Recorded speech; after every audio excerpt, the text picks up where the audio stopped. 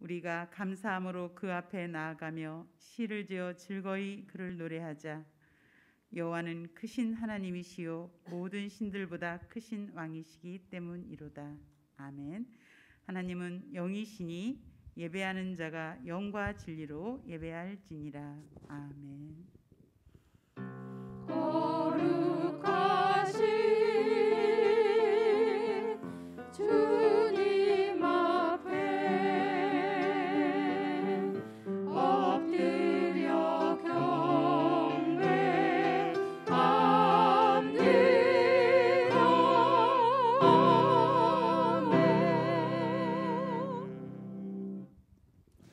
에벤에셀 우리의 동반자가 되어주시며 여기까지 우리를 인도하여 주신 하나님의 은혜에 감사를 드립니다.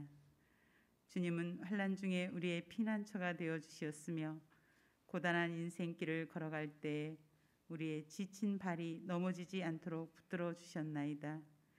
주님께서 베풀어 주신 수많은 은혜를 잊지 않았습니다. 그리하여 오늘 저희들이 주님을 향한 진심 어린 마음과 정성껏 준비한 예물을 가지고 성전으로 그리고 가정에서 감사의 예배를 드리오니 우리가 드리는 예배를 연락하여 주옵소서. 예수님의 이름으로 기원하옵나이다. 아멘. 다 같이 일어나셔서 경배의 찬송가 43장 즐겁게 안식할 날 찬양 드리시겠습니다. 가정에서도 일어나 주십시오.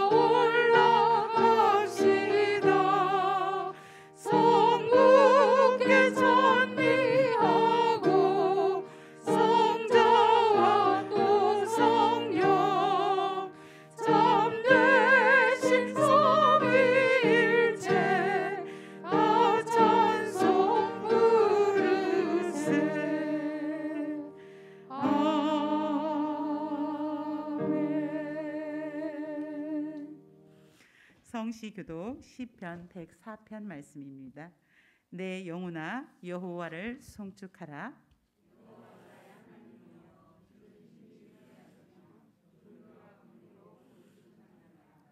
주께서 옷을 입은 같이 빛을 지으시며 하늘을 휘장같이 치시며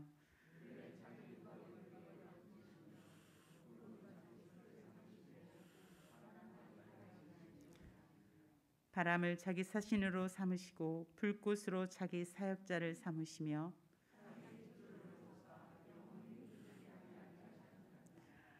옷으로 덮음같이 주께서 땅을 깊은 바다로 덮으심에 물이 산들 위로 솟아올랐으나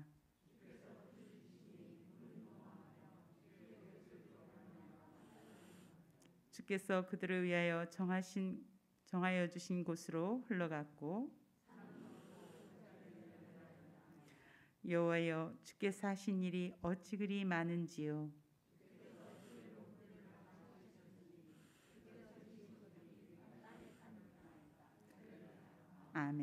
다 같이 고백의 기도를 드리시겠습니다. 자비로우신 하나님 아버지, 진실한 마음으로 하나님을 따르지 않았던 저희들의 생활에는 공허함이 가득했습니다. 세상에 지식은 있었으나 하나님을 섬기는 참 지혜는 없었고, 육체의 자유는 있었으나 보람 있는 열매를 맺지 못하였고, 물질은 있었으나 참된 만족은 없었습니다.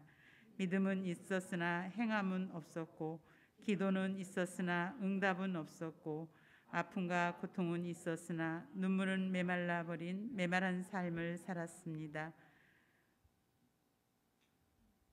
오 주여, 우리의 어리석음을 용서하여 주옵소서. 메마른 대지를 적시는 비와 같이, 풀잎에 내리는 아침 이슬과 같이 주님의 사랑과 은혜로 우리의 영혼을 적셔 주옵소서. 주님의 은혜를 사모하며 회개하는 우리 모두에게 참된 지혜와 신앙의 열매와 기도의 응답을 주옵소서. 제사함에 감격하는 눈물을 주옵소서. 예수님의 이름으로 이 고백의 기도를 드립니다. 아멘. 이제는 하나님과 나만이 아는 죄를 침묵으로 기도드리시겠습니다.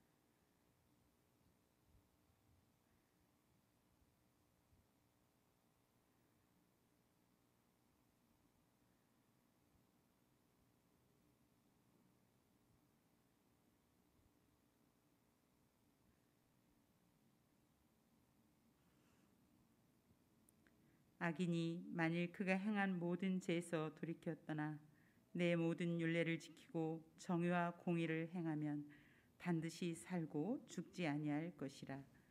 그 범죄한 것이 하나도 기억함이 되지 아니하리니 그가 행한 공의로 살리라. 아멘.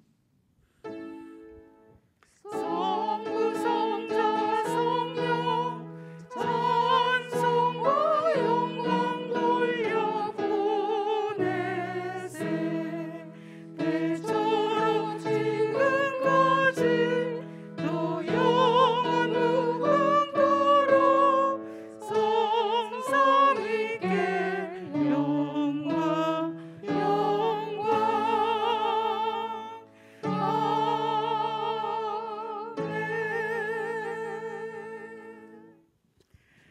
나는 전능하신 아버지 하나님 천지의 창조주를 믿습니다. 나는 그의 유일하신 아들 우리 주 예수 그리스도를 믿습니다. 그는 성령으로 잉태되어 동정녀 마리에게서 나시고 본디오 빌라도에게 고난을 받아 십자가에 못 박혀 죽으시고 장사된 지 사흘 만에 죽은 자 가운데서 다시 살아나셨으며 하늘에 오르시어 전능하신 아버지 하나님 우편에 앉아 계시다가 거기로부터 살아있는 자와 죽은 자를 심판하러 오십니다.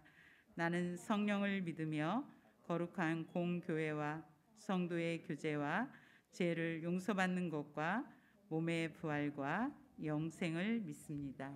아멘. 모두 자리에 앉아 주십시오. 김혜신 선교사님께서 기도하시겠습니다.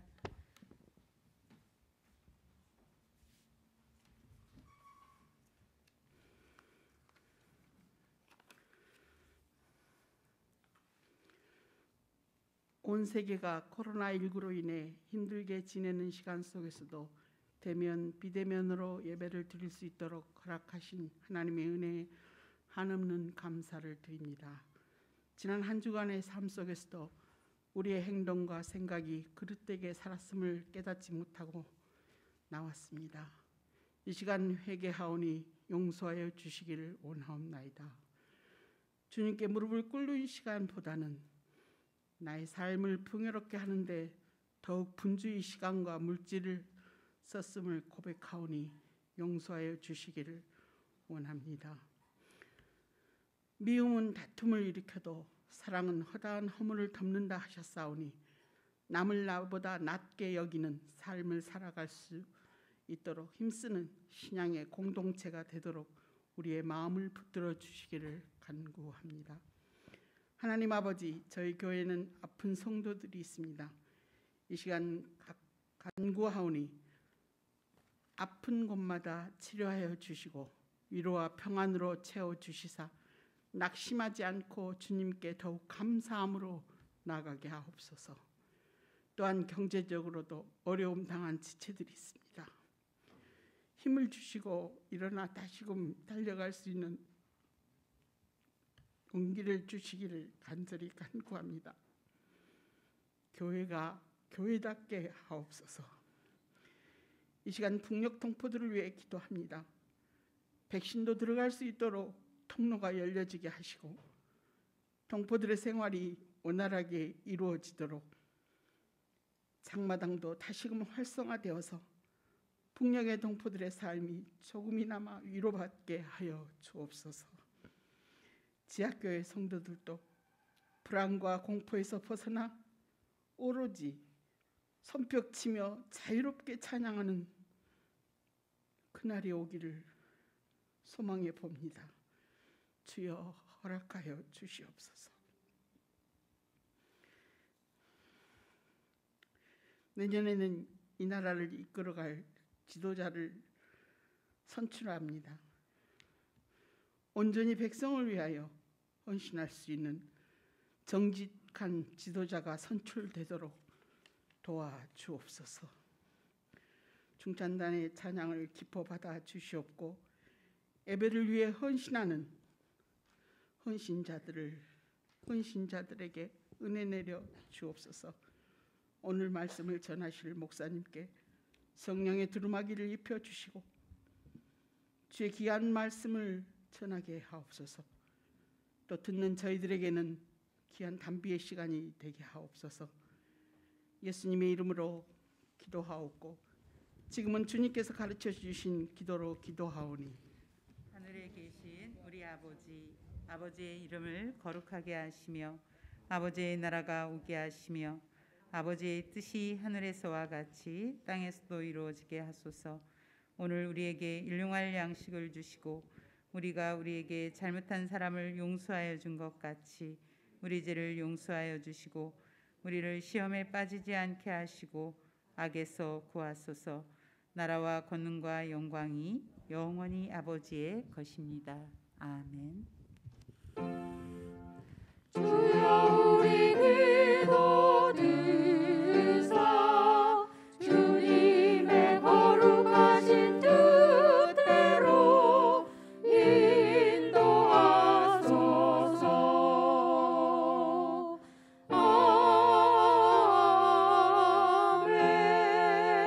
아멘. 오늘 우리에게 주시는 하나님의 말씀은 히브리서 12장 3절에서 13절까지 말씀입니다.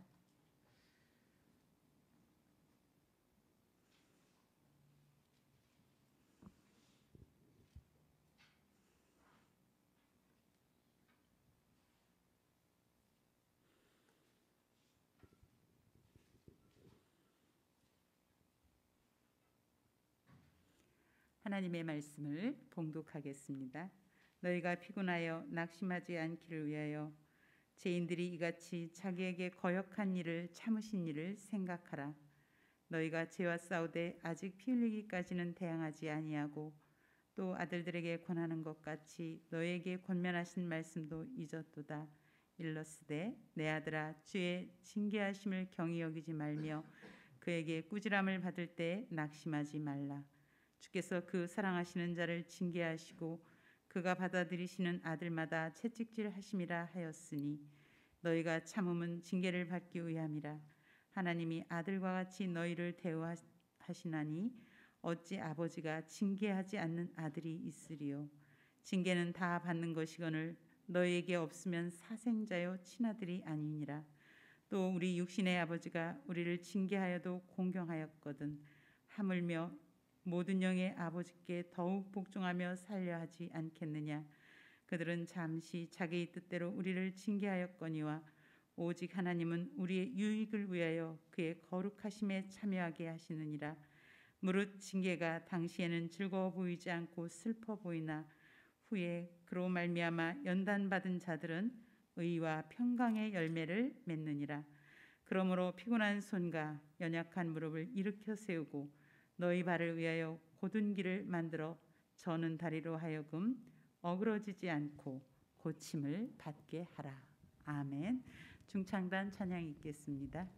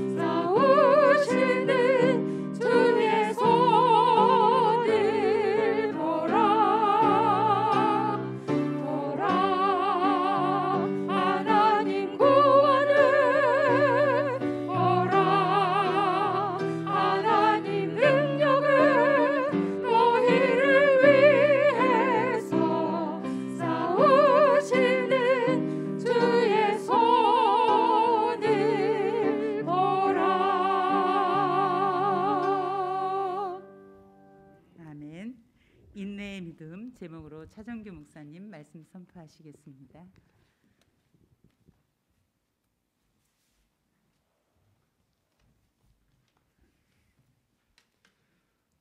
여러분 반갑습니다. 이렇게 가을이 오는 길목에 날씨도 많이 차가워졌는데 감기도 조심하시고 또 가정에서나 여러분의 삶 위에 정말 하나님의 그 은총 가운데 거하는 복된 삶이 되시길 바랍니다. 우리의 믿음의 목표, 그것은 예수 그리스도이죠. 그분을 믿고 따르는 것입니다. 사실 그러나 그 길은 고단하기도 하고 또 때로는 힘들기도 하고 불편한 길이기도 합니다. 여러분들은 이 길, 이 믿음의 길을 어떻게 걷고 계십니까? 오늘 본문의 배경이 되는, 우리가 지금 계속 히브리서를 읽고 있는데요. 그 초기 교회의 상황은 핍박, 순교 뭐 이런 것들이 계속 연속되고 있는 과정 속에 있습니다. 그러니까 그분들이 믿음을 지킨다고 하는 것은 그래서 인내하지 않고는 갈 수 없는 길이죠. 아무것도 담보되지 않는 상황 가운데서 믿음을 지키는 거. 뭐 터널 안에 들어가 있을 때 그런 느낌이 들어오는 거 아니에요? 끝이 어딘지도 알 수 없습니다. 시시각각으로 다가오는 그 어둠의 그늘만 있는 것입니다. 그럴 때 그들은 그저 기도하는 것과 말씀을 기억하는 것, 이것으로 자기 자신의 믿음을 내재화시키는 이 작업만이 그들의 유일한 믿음의 내용이었을 거예요. 만약 여러분들이 그런 상황 가운데 있다고 할 것 같으면 어떻게 하시겠어요? 제가 지난주에 신방을 다녀온 가정이 있는데 그 가정은 15년 전에 탈북한 가정이었습니다. 어머니와 아들, 둘 딸 차례로 남한으로 넘어와서 자녀들은 다 가정을 이루고 아주 신앙생활을 열심히 잘 하고 있는 가정이었습니다. 근데 그분의 간증 가운데 이제 밥을 먹고서 그분이 간증을 하시는데 자기의 어떤 탈북의 과정을 이렇게 소개하는데 그 위기의 순간들을 이렇게 넘어온 것들이 다 하나님의 은혜였다고 이렇게 말씀하시더라고요. 먹고 살기 힘들어서 중국에 건너와서 숨어 지내고 있는 그들에게 어느 날 그 아들에게 호주의 한국인 사업가가 접촉해 옵니다. 그리고 그분을 통해서 이제 그 가족들이 탈출을 시작하는 거예요. 중국 내 여러 곳을 이렇게 숨어 다니면서 남쪽으로 이동해 갑니다. 그러다가 마침내 라오스와 태국을 거쳐서 오게 됐다는 거예요. 그 후에 자신을 도와준 그분, 호주 그 한국인 사업가를 서울에서 만났을 때 그 감격은 이루 말할 수 없었다는 거죠. 그러니까 이분의 간증이 은혜가 되는 것은 그 모든 것들이 하나님의 은혜요 감사였다는 거예요. 하나님이 다 하셨다는 거예요. 사실 이 집은 평양에서 좀 잘 살던 사람들이었던 것 같아요. 그 할아버지가 한의사이셨고 그 아버지는 평양 그 국제열차에 그 식당을 담당하는 보급관이셨고 그리고 그 오빠는 평양 의과대학을 다녔다는 거예요. 그런데 그 중에 할아버지가 예수를 믿는 것이 발각이 돼가지고 양강도라고 하는 저 북쪽으로 추방돼서 살게 됐다는 거죠. 그곳에서 모진 고생을 하면서 그렇게 살다가 하나님의 은혜로 이 땅에 오게 됐다는 거예요. 그러니까 예수 믿는 것으로 인해서 고통과 핍박을 받는 것 때문에 절망했다면 오늘의 삶을 살 수 있었겠느냐는 거예요.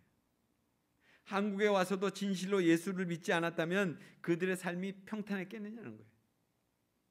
고생과 어려움의 현실 속에서도 믿음을 포기하지 않고 살았기 때문에 복된 삶을 살게 됐다 하는 것이 그냥 눈에 보여졌어요.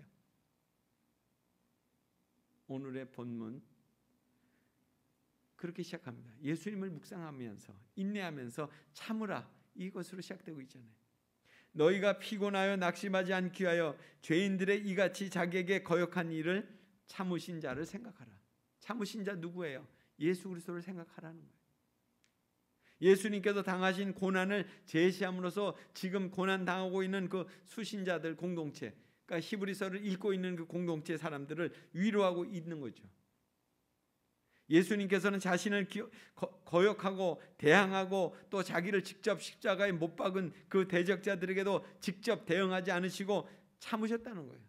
그분이 그렇게 참고 십자가에 지셨는데, 그러니까 이런 예수님의 인내는 고난을 당하고 있던 그 히브리서를 읽고 있는 그 공동체에 한없는 위로와 격려가 됐을 거예요. 예수님도 그렇게 하셨는데, 또한 너희가 죄와 싸우되 아직 피 흘리기까지는 대항치 아니하고라고 말씀이 이어집니다. 이 말씀은 예수님께서 당하신 고난이 수신자들이 당하는 고난보다 훨씬 극심한 것임에도 불구하고 끝까지 인내하신 것과 같이 너희들도 그렇게 해야 된다 하는 그런 말씀이에요. 특히 죄와 싸우되, 그러니까 이 수신자들의 공동체가 악의 세력과 지금 갈등하고 있는 거잖아요. 믿는 사람들과 믿지 않는 사람들이 지금 대결하고 있는 거잖아요. 그럴 때 죄, 우리가 지난주에 봤던 그 죄 자체를 의미하는 것이라기보다는 죄인들과 같이 악한 무리들을 의미하는 거예요. 죄와 싸우되 피 흘리기까지는 대항치 아니하고, 그러니까 수신자들이 죄에 대해서 대항한다면 정말 너희들이 고난의 자리, 순교에까지 아직 이르지 못했다는 거예요. 아직 그들이 살아있으니까 그 편지를 읽고 있지 않겠어요? 히브리서를. 그것을 잘 묵상하라는 거예요. 수신자들은 고난을 당할 때 자신들보다 더 심한 고난을 당한 허다한 증인들과 수치와 죽음을 당하신 그 예수님을 기억하면서 낙심하지 말고 그분과 같이 인내하고 고난에 잘 대응할 수 있어야 된다는 말씀입니다.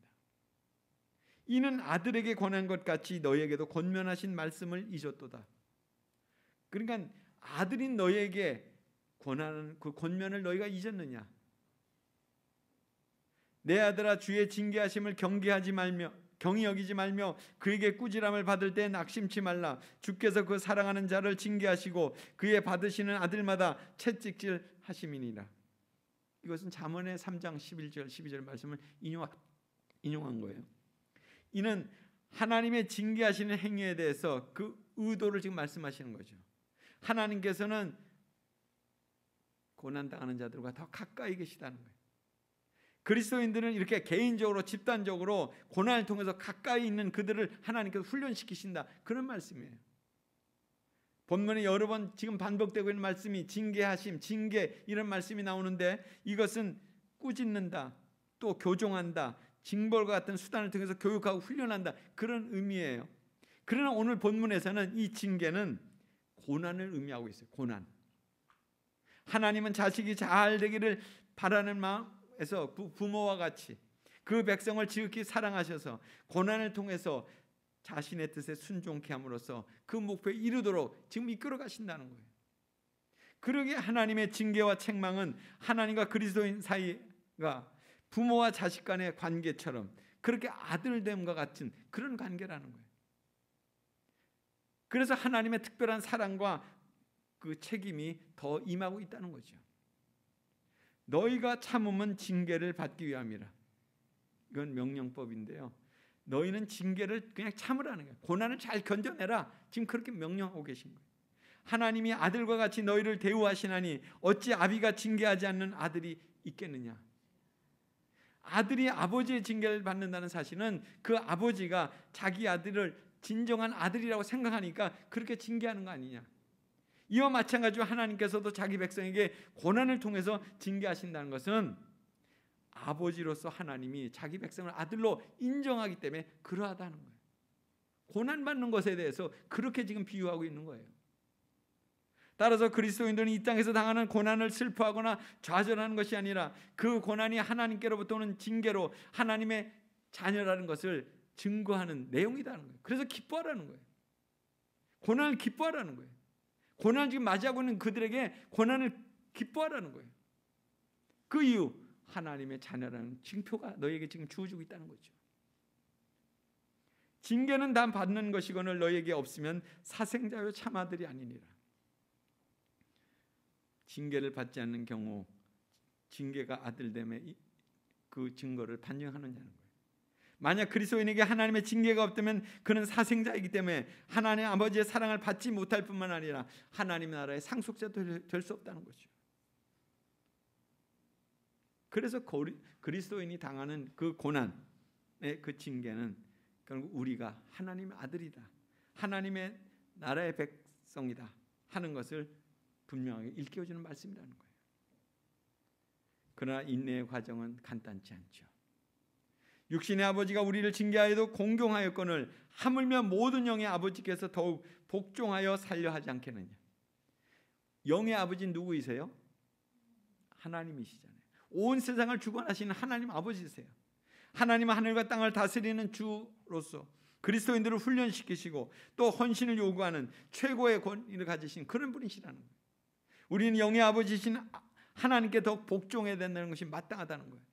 그래서 그리스도인들은 하나님께 징계를 받을지라도 좌절하거나 배교하는 것이 아니라 인내하면서 담대하게 복종함으로 하나님께서 우리에게 이루신 그 구원을 이루어가야 된다는 거예요.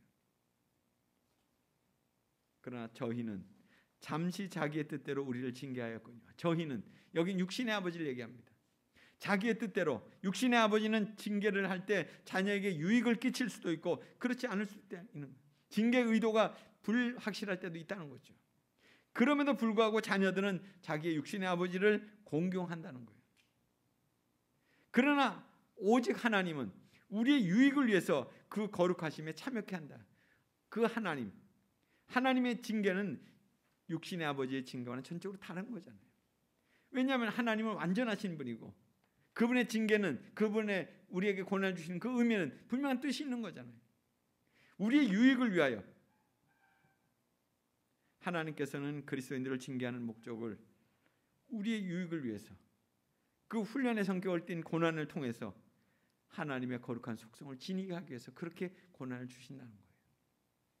한편 그리스도인이 온전한 생활을 이루는 데 있어서 인내를 통해 믿음을 보존함으로써 하나님과 일치를 이루게 된다는 것입니다. 이처럼 훈련의 성격을 띤 이 고난은 궁극적으로 하나님께서 주신 생명에 참여하게 되는 그리고 종말론적인 구원에 참여하게 되는 그런 축복이 된다는 것입니다. 지금 죽음 앞에 있는 사방에서 누가 나를 붙잡아서 체포해서 참으로 그 사자의 굴에 집어넣을지 모르는 이런 위기 가운데 있는 그들에게 지금 이 말씀이 어떻게 들려졌겠어요? 너무나도 정말 간절하고 너무나도 그 말씀을 붙잡지 않으면 살 수 없는 그런 심정이 되지 않았겠어요? 무릇 징계가 당신은 즐거워 보이지 않고 슬퍼 보이나 후에 그로 말미암아 연단받는 자들은 의의 평강의 열매를 맺느니라. 하나님의 징계가 당시에는 어려움과 슬픔을 가져다 주지만 궁극적으로는 놀라운 의와 평강의 열매를 맺게 한다. 평강과 의는 우리에게 주신 하나님의 선물 아니에요. 하나님의 그 거룩함에 참여하게 되는 그 흔적이 되는 거예요. 그리고 오늘 말씀의 결론입니다. 그러므로 피곤한 손과 연약한 무릎을 이렇게 세우라는 거예요. 피곤으로 인해서 힘이 다 빠진 상태, 그들에게 강하고 담대할 것을 지금 권면하고 있습니다. 피곤한 손, 불구가 돼서 사용할 수 없는 그런 것을 의미합니다. 아무것도 성취할 수 없는 것을 의미합니다. 또한 피곤한 손과 연약한 무릎, 완전히 좌절돼서 주저앉은 사람을 의미하는 거예요. 지금 그 사람들에게 지금 권고하는 거예요. 일으켜 세우고 이렇게 세우라는 거예요. 믿음으로 이렇게 세우라는 거예요. 고난으로 인해서 좌절에 빠져있는 그리스도인들에게 담대해질 것을 지금 권고하고 있는 거예요. 너희 발을 위하여 곧은 길을 만들어 저는 다리로 하여금 어그러지지 않고 고침을 받게 하라. 믿음을 일어서서 그렇게 하나님 축복된 자리로 나오라는 거예요. 믿음의 시련을 통해서 도달하는 신앙의 어떤 궁극적인 목표에 그렇게 인도함을 받으라는 거예요. 그리스도인들은 시련에 의해서 좌우에 흔들리는 것이 아니라 최종적인 목표 예수 그리스도를 향해서 곧은 방향으로 나가는 사람들이라는 거예요. 우리의 최종적인 목표는 무엇입니까? 오늘 이 시대 속에서 우리의 최종적인 목표 예수 그리스도를 닮는 것과 따르는 것 아니에요? 그거 말고 뭐가 있겠어요? 지금 모든 흔들리는 터전 위에서 모든 게 불확실한 이 상황 가운데서 예수 그리스도를 믿고 따르는 거 이거밖에 더 확고한 게 있겠어요? 히브리서 기자는 오늘의 말씀에서 시련과 위험 속에서 좌절하고 소진된 상태에 있는 그리스도인들에게 서로 위로하고 격려하면서 신앙의 최종적인 목표 온전한 구원을 이루는 그 자리를 향해서 나아가도록 매진할 수 있도록 그렇게 권면한 거예요. 그 목표를 이루기 위해서 결국 무엇이 필요하다는 거예요? 그 목표를 이루려면 오늘 우리가 그 목표를 이루기 위해서 뭐가 필요한 것입니까? 믿음, 인내하는 믿음이 필요하다는 거예요. 이 당시에 인내의 정점은 어디였겠어요? 몰라요. 언제 그 인내가 끝나게 될지 그건 모르는 거예요. 내가 죽어도 끝나게 될지 몰라요. 인내가 꼽히는 지점 우리는 역사 속에서 배웠잖아요. 기독교 AD 313년에 공인됐죠. 콘스탄틴 대제가 기독교를 공인함으로써 기독교가 세상 바깥으로 드러나게 됐잖아요. 인내는 효소를 발효시키는 과정과도 같습니다. 효소 만들 때 열매, 또 뭐 산야초잎 이런 것 설탕에다 절여 가지고 이렇게 만들잖아요. 처음에는 아무런 변화가 없어요. 그런데 나중에는 그것이 변화가 오죠. 그 물이 이렇게 고여되고 그 물을 마시면서 뭐 기관지에도 좋고 혈압도 좋고 그런 효소들이 만들어지잖아요. 제가 지난 주간에 그 대만에서 오신 황승 교사님과 그 화천 수련원에 갔더니 그 화천 수련원에 한 10년 전에 심은 나무들이 산딸나무라고 요 앞에도 한 그루 있는데 그 산딸나무가 한 10여 그루가 있는데 어마어마하게 산딸 열매가 맺힌 거예요. 저는 처음에 못 봤어요. 근데 그 선교사님이 그걸 딱 보더니 저거 가지고 효소를 담그면 좋을 것 같다고. 그분은 중국에서도 있을 때 아주 대규모로 효소 만드는 일들을 담궜던 일들을 했던 분이에요. 설탕과 열매를 따가지고 통에다 넣습니다. 처음에는 아무런 변화가 없죠. 그냥 설탕과 열매가 같이 섞여 있을 뿐인데. 그런데 그 안에서 보이지 않는 작용이 일어나잖아요. 과일의 즙과 설탕이 섞여가면서 발효가 시작되잖아요. 한 3달 정도 지나게 되면 열매 효소가 그 약성이 드러나서 그때부터 이제 뭐 먹는 거잖아요. 발효. 이거 아주 흥미로운 과정입니다. 발효는 자신 안에 있는 에너지를 안으로부터 발생시켜요. 그것은 살아있는 것처럼 보일 뿐만 아니라 사실 살아있어요. 초기 기독교의 상황이 그랬다는 거예요. 황제, 로마의 황제 얼마나 그 권세가 등등합니까? 원로원, 또 정말 로마의 군단, 그 전차부대, 그들이 보기에 그 팔레스틴 거기에 작은 동네에서 시작된 그 기독교, 그것은 정말 하찮은 종교에 불과했었어요.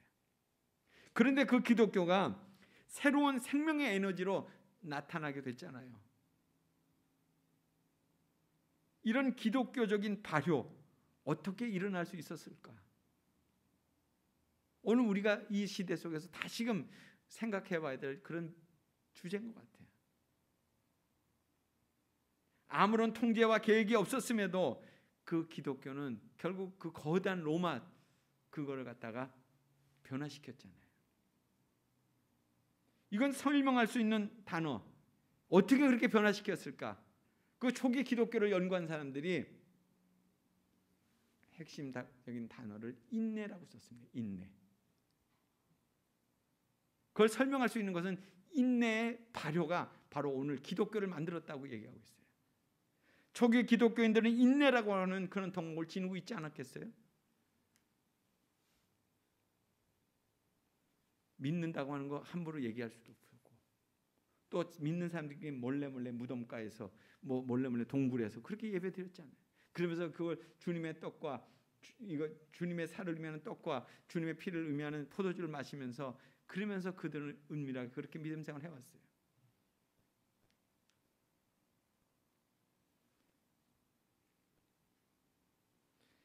하나님이 자기들을 통해서가 아니라 정말 하나님이 그 모든 상황 가운데서 그 모든 것들을 친히 주장하신다. 이런 믿음을 가지고 있었던 거예요.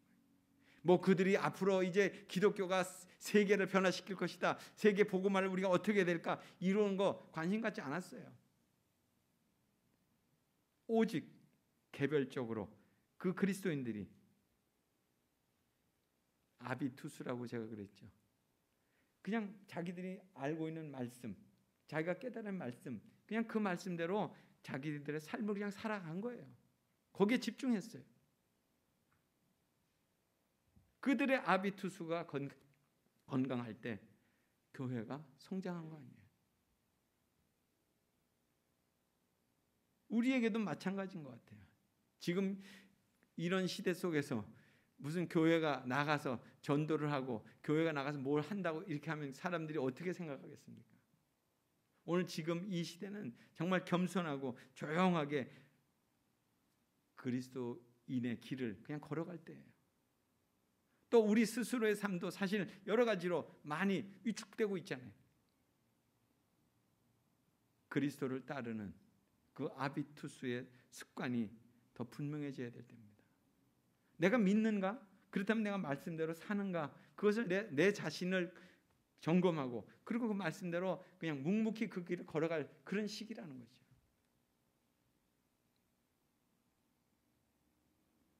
참으로 어려운 세상적인 박해는 없지만 참으로 오늘 우리의 이 시대는 너무나도 참 믿음을 갖는다는 것이 그렇게 간단하지 않다는 거예요. 이전에는 믿는 사람들이 정말 흥왕했고 믿는 사람들이 많은 일들을 감당했지만 지금은 그런 상황이 아닌 것 같아요. 이젠 정말 말씀을 붙들고 그 말씀이 어떻게 내 안에서 그것이 이루어질 수 있겠는가, 그것을 가지고 씨름하고 그 말씀대로 사는 그런 우리 안에 어떤 개인적인 훈련이 필요할 때다. 그러기 위해서는 우리에게 인내하는 믿음이 필요하다.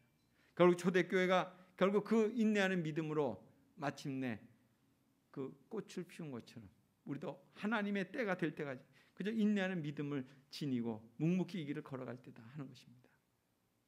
여러분에게 참으로 이 히브리서를 읽어가면서 계속해서 요청하는 말씀은 결국 우리에게 정말 예수 그리스도를 바라보는 그 믿음으로 다시 한번 우리가 인내하며 이 믿음의 길을 잘 걸어가 주님의 온전한 구원의 자리에 우리 모두가 이르게 되기를 간절히 소원합니다. 같이 기도하겠습니다. 하나님, 오늘도 주님의 말씀으로 우리를 일깨워 주시니 감사합니다. 너무나도 힘들고 어려운 이 때에 정말 우리가 믿음을 지킨다고 하는 것, 그것은 결국 주님이 우리에게 말씀하신 그 말씀을 지켜 행하는 것임을, 하나님 어떠한 순간이 오더라도 주님이 걸어가신 그 길을 우리도 그렇게 조금씩 따라갈 수 있는 그런 믿음을 갖게 해주시옵소서. 거창한 것이 아니라 정말 보여주는 것이 아니라 정말 우리 안에 계신 그 예수님을 다시 한번 느끼면서 그분을 닮아가는데 우리의 믿음과 삶을 살아갈 수 있도록 하나님 은총을 더하여 주옵소서. 예수님 이름으로 기도드립나이다. 아멘.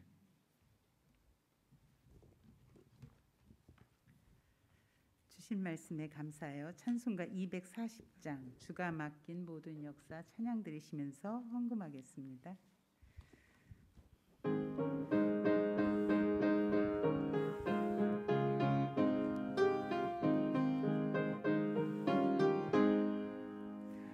주가 맡긴 모든 역사함을 다해 바치고 맑고 맑은 그 아침을 맞을 때 요단강을 건너가서 주의 손을 붙잡고 기쁨으로 주의 얼굴 배우리.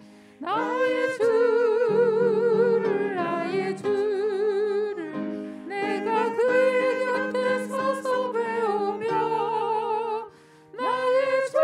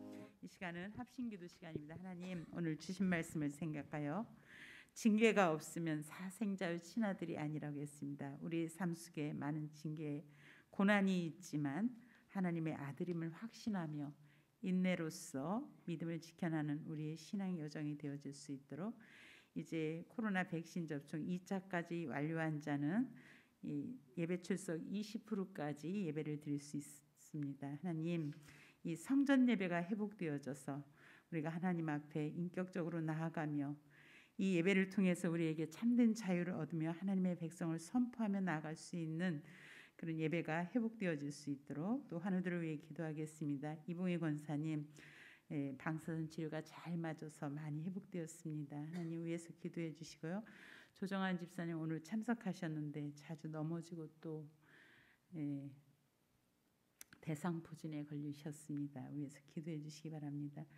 김연한 권사님 항암 치료, 또 한정순 집사님 수술 잘 되어질 수 있도록 고정자 장로님, 오영재 장로님 또 암 치료가 선한 길로 잘 되어질 수 있도록 우리가 가져온 기도 제목을 놓고 함께 기도하겠습니다. 참 좋으신 하나님, 오늘 믿음의 선한 싸움을 싸운 그들은 고난을 받으며 징계를 받으며 도리어 더 하나님의 친아들임을 선포하며 하나님 인내로서 믿음을 온전히 지키며 하나님 믿음의 경주를 달려갔습니다. 하나님, 우리의 삶 속에도 많은 고난이 있습니다. 하나님, 정말 주님의 은혜가 아니고서는 우리가 감당할 수 없는 일들이 일어나지만 이 징계와 고난은 하나님의 자녀임을 선포할 수 있게 하시고 하나님 또한 하나님의 거룩한 백성이요 제사장 나라로서 우리가 언약 백성임을 확신하며 나아갈 수 있는 귀한 시간이 될 수 있도록 하나님 우리의 신앙의 여정 속에 함께하여 주시옵소서. 하나님, 이제 성전에서 자석의 20%가 하나님 예배를 드릴 수 있습니다. 하나님, 성전 예배가 회복되어지게 하여 주시옵소서. 각자의 삶 속에서 하나님 성전을 향해 하나님께 예배드리기를 갈망하게 하시고 이스라엘 백성들이 하나님 그 성전지대를 놓으며 정말 곡하며 그 하나님의 사랑을 경험하며 그 하나님의 임재를 하나님 기다렸던 것처럼 하나님 이제 하나님의 성전에 나와 예배하며 주님을 인격적으로 만나며 하나님의 거룩한 백성임을 선포하며 나아갈 수 있는 귀한 성전 예배가 하나님 회복되게 하시고 각각의 삶의 자리에서 예배자의 삶을 살아갈 때 가정마다 회복되어지는 놀라운 하나님의 은혜가 있게 하여 주시옵소서. 하나님, 환우들을 위해 기도합니다. 이봉희 권사님 방사선 치료가 하나님 잘 되게 하심을 감사드립니다. 더욱더 믿음으로 승리하며 기도하게 하시고 조정한 집사님 또 이렇게 대상포진으로 하나님 고생하는 가운데 있습니다. 주여 긍휼히 여겨주시고 면역력이 높여지게 하여 주시옵소서. 또한 김연한 권사님 항암 치료하는 가운데 있습니다. 주여 믿음을 더하여 주심으로 말미암아 믿는 자에게 따르는 주님의 표적을 구하며 날마다 삶 속에서 기도하며 온 가족이 믿음으로 하나 될 수 있게 하시고 하나님 한정순 집사님 또 수술 날짜를 놓고 기다립니다. 하나님 온 가족이 하나님 앞에 예배하며 주님의 은혜를 구하게 하시고 고정자 장로님 하나님 오영재 장로님 또 이렇게 암으로 하나님 치료를 받고 있습니다. 주여 가장 선한 길로 기쁨으로 하나님 아버지 주님이시여 믿음을 지키며 하나님 깨끗하게 치유될 수 있도록 주여 선한 길로 인도하여 주시옵소서. 하나님 우리 삶 속에 많은 고난이 있고 우리가 해결할 수 없는 많은 문제들이 있지만 우리가 인내로서 믿음을 지키며 나아갈 때 의와 평강의 열매를 맺으며 각각의 삶 속에서 하나님을 높일 수 있는 우리 삶이 되어질 수 있도록 하나님 축복하여 주시옵소서. 하나님, 초대교인들은 도리어 징계를 받으며 고난을 받으며 하나님의 친자녀임을 선포하며 인내로서 믿음을 지켰습니다. 하나님, 우리의 삶의 한가운데 너무나 많은 일들이 일어나고 우리 힘으로 할 수 없는 고난과 또 하나님 주님의 은혜가 아니고서는 할 수 없는 그러한 믿음의 고백이 있을 때 하나님 정말 주님을 더욱더 붙들고 나아갈 수 있게 하시고 고난이 올 때마다 우리는 하나님의 거룩한 백성이요 왕같은 제사장임을 선포하며 나아갈 수 있는 우리의 신앙의 여정이 되게 하여 주옵소서. 하나님, 이제 성전 예배 좌석의 20%가 예배를 드릴 수 있습니다. 성전 예배가 회복되어지게 하여 주시옵소서. 각각의 삶의 자리에서 성전 예배에 대한 갈망이 있게 하시고 하나님의 그 성전에 와서 예배드릴 때 하나님의 임재 안에서 주님을 인격적으로 만나게 하시고 참으로 주님의 언약 백성이요 거룩한 백성임을 선포하며 우리의 삶이 거룩한 백성으로서의 예배자의 삶을 살아갈 수 있도록 예배가 회복되어지게 하여 주시옵소서. 하나님, 예배자로 살아가는 우리의 삶의 모습 가운데 이 어려운 시기에 각각의 가정이 회복되어지고 예수 그리스도를 믿지 않는 자들에게 복음을 선포할 수 있는 그러한 예배자의 삶을 살아가게 하여 주시옵소서. 하나님, 환우들을 위해 기도합니다. 이봉희 권사님 또 방사선 치료가 잘 맞아 건강하게 하시니 감사합니다.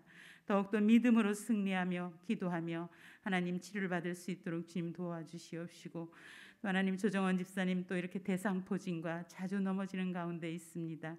주여 면역력을 높여주시고 하나님 홀로 생활하는 데 어려움이 없도록 주님 붙들어 주시옵소서. 하나님 김혜남 권사님 또 이렇게 암 전이로 인하여 항암 치료를 받는 가운데 있습니다. 하나님 무엇보다도 믿음을 놓지 않게 하시고 능력의 하나님을 바라보며 그 병상을 온 가족이 함께 예배하며 하나님의 치료하심을 경험케 하여 주시옵소서. 한정순 집사님 하나님 또 수술 날짜를 놓고 온 가족이 기도하며 예배하며 온 가족이 구원의 역사가 일어나는 귀한 시간이 될 수 있도록 하나님 인도하여 주옵소서. 고정자 오영재 장로님 또 암으로 하나님 치료받는 가운데 있습니다. 하나님 가장 선한 길로 인도하시고 날마다의 삶 속에 주님을 바라보며 어려운 시간들을 잘 극복하게 하여 주시옵소서. 하나님 우리 각각의 삶 속에 많은 어려움과 고난이 있을지라도 온전히 인내의 믿음으로 의와 평강을 열매를 맺어가는 우리의 삶이 되어질 수 있도록 하나님 축복하여 주시옵소서. 하나님 이렇게 거룩한 주일 주님 전에 나와서 또 비대면으로 가정에서 헌금을 구별하여 10의 1조와 감사 구제 헌금을 구별하여 하나님께 드렸습니다. 구별된 헌금과 그 정성과 마음을 받아 주시옵시고 인내로 믿음으로 선한 열매를 맺으며 나아가는 가정과 직장과 사업장을 축복하여 주시옵소서. 감사드리며 예수님의 이름으로 기도드리옵나이다. 아멘. 다 같이 일어나셔서 찬송가 331장 영광을 받으신 만유의 주녀 찬양 드리겠습니다. 가정에서도 일어나 주십시오.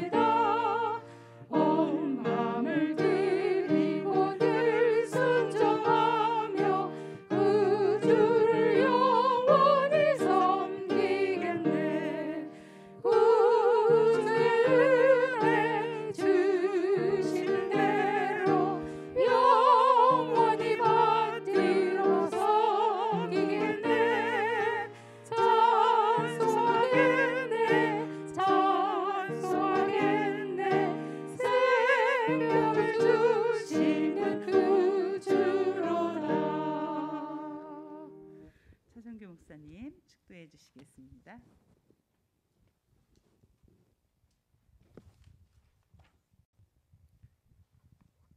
지금은 우리에게 생명과 구원의 은총을 베푸시는 우리의 주 예수 그리스도의 은혜와 우리에게 한없는 사랑 날마다 덧입혀 주시는 하나님 아버지의 극진하신 사랑하심과 또 우리가 이 땅에 사는 동안 오직 믿음의 주여 우리를 온전케 하시는 예수님만을 바라보며 살도록 우리를 격려하시고 감화 감동시켜 주시는 성령의 도우심이 오늘 주님 앞에 나와 예배하는 하나님의 백성들과 또 각 처소에서 예배하는 그 모든 믿음의 권속들과 또 이 나라와 이 민족 위에 지금부터 영원까지 함께하여 주시기를 간절히 축원하옵나이다. 아멘.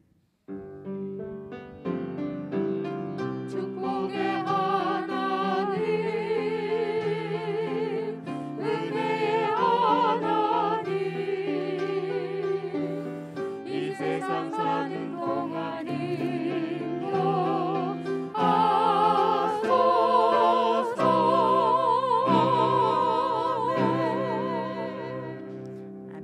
옆 사람과 인사하겠습니다. 인내의 믿음으로 선한 열매를 맺겠습니다. 모두 자리에 앉아 주십시오. 다음 주도 1부 예배는 오전 8시, 2부 예배 11시 예배를 대면과 비대면으로 동시에 드리고요. 이제 백신 접종 2차까지 완료하시고 2주가 지난 공동체는 예배 좌석의 20%까지 예배를 드릴 수 있습니다. 그래서 우리 예배당은 30명까지 드리시는데요. 2차까지 그 접종이 완료되었다고 그 예배자 들어올 때 명단에다가 그 옆에다 완료라고 써주시고 1차만 맞고 2차가 완료되지 않으신 분들은 선교관에서 예배를 드려야 줍니다. 1차까지만 맞으신 분이 이 공동체 안에 있으면 여기가 10%밖에 안 되기 때문에 그 완료하신 분만 들어오셔서 20%까지 예배를 드릴 수 있도록 협조해 주시면 감사하겠습니다. 10월 19일 화요일은 평광교회에서 평북노회가 있습니다. 당회원들이 오전 8시 교회에서 출발합니다. 다음 주는 임시재직회가 오후 3시에 줌으로 모입니다. 그리고 수요기도에는 내위기 강해 오후 8시 30분 줌으로 계속해서 진행하고 있습니다. 참여 바랍니다. 교우동정입니다. 이명숙 권사님께서 10월 14일 홀로 이렇게 넘어지셔서 보람의 병원에 입원하셔서 월요일 날 수술을 합니다. 위에서 기도해 주시기 바랍니다. 그리고 한흥수교 오늘 목사님 간증하신 그 교우가 송파구 우레시아인 아파트로 이사를 가셨는데 아드님의 사는 곳에서 한흥수교님이 손녀를 봐주면서 같이 그곳에 살아가십니다. 그리고 이유정 집사가 10월 15일 그 시흥시로 이사를 갔고요. 그다음 김미향 청년 탈북 청년인데 10월 22일 금요일 오후 5시에 결혼을 합니다. 위에서 참가하지는 못하지만 축복하며 기도해 주시기 바랍니다.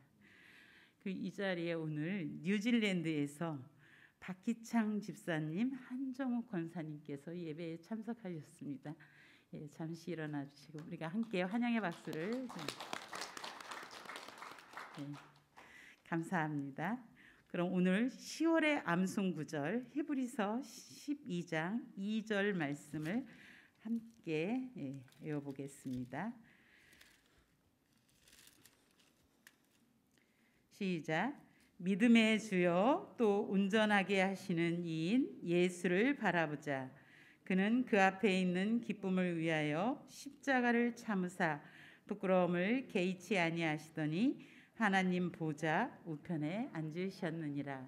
히브리서 12장 2절 말씀. 아멘. 주제 찬양하며 세상으로 파송하겠습니다.